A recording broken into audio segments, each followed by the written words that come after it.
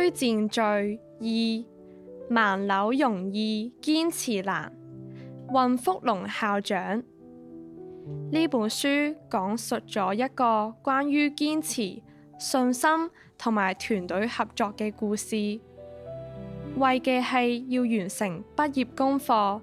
籌委們舉辦一場規模龐大嘅盲扭扭計式活動，最後佢哋唔止交足功課，更創造一項世界紀錄。書中記錄嘅呢啲人唔係天生出眾，亦冇個人異能，只係想體驗同埋證明困難係想像出嚟嘅，於是就放膽發大夢，集合幾百人一齊蒙住眼嚟還原扭計式。夢想成真係要配合好多因緣和合，不過喺眾多因素之中，堅持係最重要嘅一環。喺2022年7月17日，奇蹟終於出現咗，佢哋展示咗人類嘅無限潛能，用行動同埋團結力量去證明困難係想像出嚟嘅。為咗要將呢種堅毅精神影響身邊更多嘅人，大家將團隊參與者嘅經歷結集成書，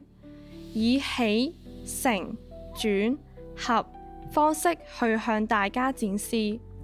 佢哋如何一步一腳印地克服萬難嚟完成一件睇落去唔可能嘅任務。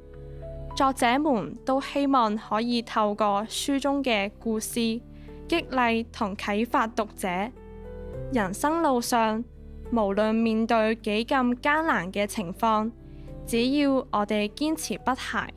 相信自己嘅能力，並與他人攜手合作，我哋就可以克服困難，達到目標。呢個係一本關於平凡人超越平凡嘅實錄，更加係一個關於追求卓越同埋突破心理極限，關於希望同埋行動創出奇蹟嘅故事。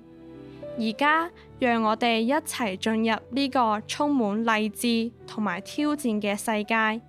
一齊見證呢啲不屈不撓嘅人如何打破一切想像出嚟嘅障礙同埋困難，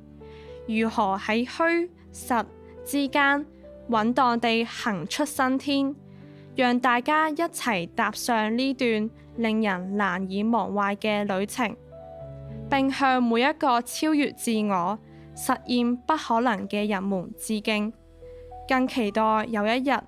可以喺追夢嘅路上與你相遇。